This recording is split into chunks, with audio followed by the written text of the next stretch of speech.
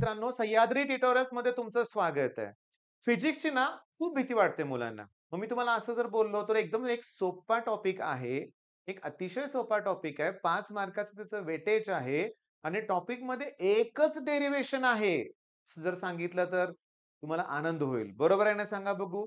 तसाच एक टॉपिक आहे 5 मार्काला आहे. मी सांगतो टॉपिकचं नाव आहे मॅग्नेटिक मटेरियल. तसं फिजिक्सला बिलकुल घाबरू नका. पण गंमत सांगू का? हे YouTubeवर ना बऱ्याचशा रील्स किंवा Instagramमध्ये शॉर्ट्स असतात. ते फिजिक्सचे एक्सपेरिमेंट करून दाखवतात. भारी वाटतं रे! खूप भारी वाटतं. पण रिअॅलिटीमध्ये एक्सपेरिमेंटल फिजिक्स खरोखर भारी आहे. पण न्यूमेरिकल सॉल्व्ह करताना प्रॉब्लेम होतोय बरं का. होतोय स्टडी करताना प्रॉब्लेम होतोय. मुद्दा असा आहे पण करावं तर लागेल ना.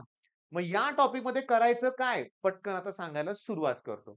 पहिला आहे magnetic moment of an electron revolving around the nucleus of an atom. Derivation आहे.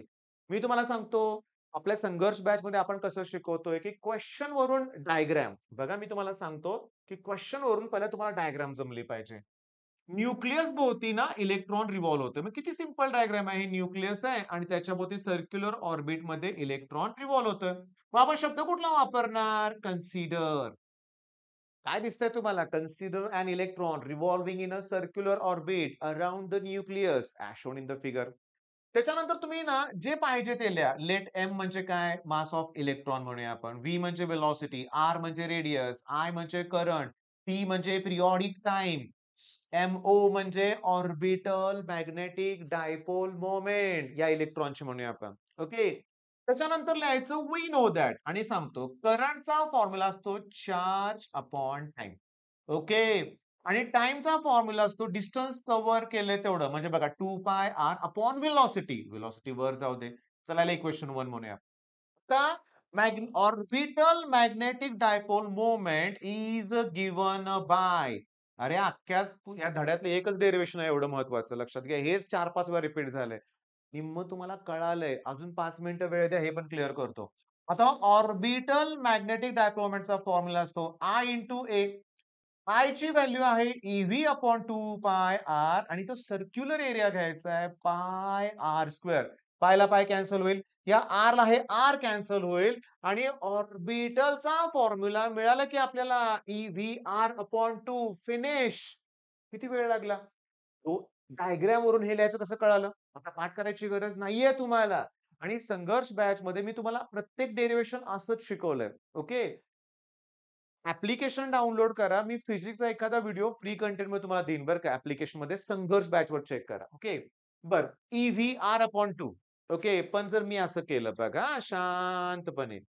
याला मी मास ऑफ इलेक्ट्रॉननं डिव्हाईड केलं आणि मास ऑफ इलेक्ट्रॉननं मल्टिप्लाय केलं, तर हे जे मला मिळतंय बघा, हे E अपॉन चॉईस मी तसंच ठेवतोय मी. ओके. आणि हे जे आहे ते अँग्युलर मोमेंटम आहे. जर मी ऑर्बिटल मॅग्नेटिक डायपोल मोमेंटला अँग्युलर मोमेंटनं डिव्हाईड केलं, की मला गायरोमॅग्नेटिक रेशो मिळतो. अरे मग गायरोमॅग्नेटिक रेशोची डेफिनिशन तीच आहे ना, ratio of orbital magnetic dipole moment to the angular momentum of revolving electron is known as gyromagnetic ratio. तर तुम्ही एक ऑब्झर्व्ह केलं का? E ची value 1.6 into 10 raised to minus 19 constant आहे. Mass of electron 9.1 into 10 raised to minus 31 constant आहे. मग हे दोन व्हॅल्यू जर कॉन्स्टंट असतील तर गायरोमॅग्नेटिक रेशोची व्हॅल्यू पण कॉन्स्टंट आहे 8.8 into 10 raised to 10. कॉन्स्टंट आहे. मग न्यूमेरिकल 2 मार्काला परीक्षेत आल्यानंतर लॉटरीज आहे ना लक्षात घ्या. किती प्रश्न झाले आपल्या इथं?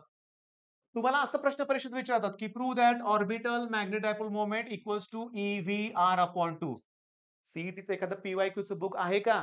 शोधा. तुम्हाला हा क्वेश्चन 2 ते 3 वेळा रिपीट दिसेल, पण आन्सर असं दिसेल QVR अपॉन 2. काय फरक कळाला का? सिम्बॉल. चार्जसाठी ईच्या ऐवजी क्यू सिम्बॉल वापरलाय. मग एमसीक्यू पण क्लिअर झाले की नाही सांगा बघू. किती वेळ लागला सांगा बघू. 4 मिनिटं 32 सेकंदात धड्यातलं सगळ्यात महत्त्वाचं डेरिव्हेशन झालं. झालं. त्यानंतर गायरोमॅग्नेटिक रेशोची पण डेफिनिशन झाली. पण तुम्हाला सांगतो, हे बघा 8.8 फिक्स व्हॅल्यू आहे. लॉग टेबलची गरजच नाहीये. व्हॅल्यू पुट करा, डायरेक्ट आन्सर लिहून टाका. पण तुम्हाला सांगतो गायरोमॅग्नेटिकची डेफिनिशन करा आणि त्याचं कुलोम्ब पर केजी. कुलोम्ब पर केजी हे त्याचं युनिट आहे विचारतात. ओके. आता मॅग्नेटायझेशन 2 वेळा 3 वेळा डेफिनिशन विचारले. मग मॅग्नेटायझेशनची डेफिनेशन आहे net magnetic dipole moment per unit volume. Definition बघा ना, गायरोमॅटिकची रेशो याचा आणि याचा रेशो म्हणजेच गायरोमॅटिक. इथे रेशोच आहे, पण असं लिहू शकतो आपण net magnetic dipole moment per unit volume is known as magnetisation.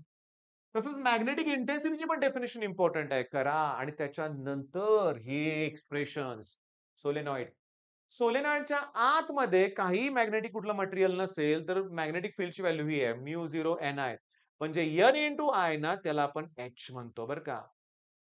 Strength of magnetic field म्हणा, ओके किंवा इंटेन्सिटी म्हणा. आता जर त्याच्यामध्ये एखादं मटेरियल ठेवलं, त्या मटेरियलमुळं कॉन्ट्रिब्यूट होणार आहे बीएम मॅग्नेटिक फील्ड. मग बी टोटल होणार आहे दोघांची ऍडिशन, पण बी नॉट ची बीएम ची व्हॅल्यू आहे म्यू नॉट इंटू मॅग्नेटायझेशन. मॅग्नेटायझेशनची व्हॅल्यू पुन्हा ससेप्टिबिलिटी इंटू एच असते. हे जे आहे ना एक्स सारखं सिम्बॉल आहे ना, त्याला ससेप्टिबिलिटी म्हणायचं. पुढे एक्सप्लेन करणार आहे बरं का. म्हणजे माझी इच्छा आहे की बघा हे दोघांचे ऍडिशन करतोय मी. एन आय म्हणजे लिहिलंय का एच. ओके, पण दोघांच्या ऍडिशन मध्ये म्यू नॉट कॉमन काढलंय. हे सीईटी व्हेरी शॉर्ट आन्सर मध्ये विचारतात की H is given by. Okay. बर त्याच्यानंतर ही इंटेन्सिटी बरं का एच म्हणजे. त्याच्यानंतर महत्वाचं तुम्ही एक लक्षात घ्या बरं का. हे जे एच आहे ना आणि एम ह्या एक्सप्रेशन मध्ये इथं मायनस साइन इंडिकेट काय करतंय की ह्या सगळ्यांचे युनिट डायमेन्शन सेम असणार आहे. तर मॅग्नेटायझिंगचं युनिट जर अँपिअर पर मीटर असेल, तर इंटेन्सिटीचं पण तेच युनिट येणार हे लक्षात घ्यायचं. ओके. बरं बघा ही व्हॅल्यू इथं पुट केली. आणि ही व्हॅल्यू जर मी इथं पुट केली, इथं H value susceptibility to H put केली, तर म्यू नॉट एच कॉमन काढलं तर 1 प्लस ससेप्टिबिलिटी आलं का इथं 1 प्लस म्हणजेच रिलेटिव्ह परमियाबिलिटी. आता गंमत सांगतो, ही रिलेटिव्ह परमियाबिलिटी 5500 दिले. 5500 म्यू आरची व्हॅल्यू. आणि ससेप्टिबिलिटी विचारले प्लस वनचं फक्त -1 करायचं आहे. सीईटीची पण तयारी व्हायला लागली तुमची लक्षात घ्या. बरं हे तुम्ही करा नीट लक्षात घ्या. मी आता पट क्वेश्चन सांगत जातो. प्रॉब्लेम इथे स्टार्ट होतो. या धड्यात जेवढे प्रॉब्लेम सॉल्व्ह करून दिलेत ना, उगाच गोंधळ घातलाय. आपल्याला पर्सेंटेज इन्क्रीज काढायचं आहे. बरोबर आहे. Percentage increase. बघा increase, percentage loss, percentage profit काहीही काढायचं असेल, तर जे विचारलंय ती व्हॅल्यू वर घेतली पाहिजे. म्हणजे सुरुवातीला व्हॅल्यू बी नॉट होती. बरोबर आहे मगाशी, नंतर बी झाली. पण ओरिजिनल व्हॅल्यू इंटू 100. आता आठवा आपण चेक केलं होतं ना आपण. बी ची व्हॅल्यू आठवा mu naught 1 plus susceptibility into H minus ह्याची जी व्हॅल्यू होती आठवतं तुम्हाला? म्यू नॉट इंटू एच अशीच होती ना? Mu naught into H. N I म्हणजे H. Okay. Divided by mu naught into H into 100. हे न्यूमेरिकल 3 मार्काला आहे. 3 मार्काचं न्यूमेरिकल आहे. यातनं मी म्यू नॉट एच मी कॉमन जर काढलं तर उरलंय कोण 1 प्लस असेल. हे सगळं कॉमन काढलं उरलंय कोण -1 divide by mu naught into H into कोण 100. 1 ला 1 काय होतील? कॅन्सल. याला हे काय होतील? कॅन्सल. फक्त ससेप्टिबिलिटी उरली रे. आणि ससेप्टिबिलिटी दिलीच आहे 2.3 इंटू 10⁻⁻5. मग 2.3 इंटू 10⁻⁻5 ला 100 म्हणजे 2 न मल्टिप्लाय करा. आन्सर मिळालं की लक्षात घ्या. मग काहीच अवघड नाहीये. Percentage increase. ससेप्टिबिलिटीला 100 न मल्टिप्लाय करायचंय. पण हे काय समजत नाही रे. गोंधळ वाटतोय. त्यापेक्षा मी दिलेलं कळालं का तुम्हाला व्यवस्थित? ओके. बरं. आता क्युरीज लॉ. मी तुम्हाला सांगतो. ससेप्टिबिलिटी म्हणजे सांगायचं राहिलं ना, ability of a substance to get magnetized. मग ऑब्व्हियसली डायमॅग्नेटिक सबस्टन्सची ससेप्टिबिलिटी निगेटिव्ह येणार, कारण तो रिपेल करतोय मॅग्नेटला. पॅरामॅग्नेटिक वीकली अट्रॅक्ट करतोय, त्यामुळे त्याची ससेप्टिबिलिटी पॉझिटिव्ह येणार, पण स्मॉल व्हॅल्यू येणार. पण फेर्रोमॅग्नेटिकला स्ट्रॉंगली मॅग्नेटाइज करता येतं, त्यामुळे त्याची ससेप्टिबिलिटी व्हेरी हाय असते आणि पॉझिटिव्ह. बरं हे कळालं का? मग ह्याच्यावरून फॉर्म्युला तयार करा की 1/2 इन्व्हर्सली असल्यामुळे T2/T1 इन्व्हर्सली आहे. मग बघा एवढी व्हॅल्यू होती पहिली, त्यावेळेचं टेम्परेचर होतं 300 केल्विन. त्या 273 ऍड करा. आता ही व्हॅल्यू 3 टाइम्स न डिक्रीज होते आणि त्यावेळेचं टेम्परेचर त्यांनी विचारलंय. मग बघा ह्याला हे कॅन्सल होणार. हे वर जाणार इंटू, त्यामुळे मला आन्सर मिळणार 900 की जे करेक्ट आहे. पण त्यांनी काय दिलंय? सेल्सियस. केल्विनचं सेल्सियस करताना 273 मायनस करा. मग यातनं 273 मायनस करा. ही व्हॅल्यू मिळेल. काय अवघड आहे न्यूमेरिकल? मग या धड्यात न्यूमेरिकल अवघड नाहीये. डेरिव्हेशन्स झालं मगाशी एक ते. मग काय अवघड आहे? काहीच नाही. मला सांगा डायमॅग्नेटिक 2 पॉइंट करायचे डिफरन्स आहे बरं का. डेफिनेशन आणि हे. A substance which is weakly repelled by magnet is known as diamagnetic. Weakly attracted by magnet, paramagnetic. Strongly attracted, ferromagnetic. आणि susceptibility, small and negative, small and positive, large and positive. 2 difference बास ना point.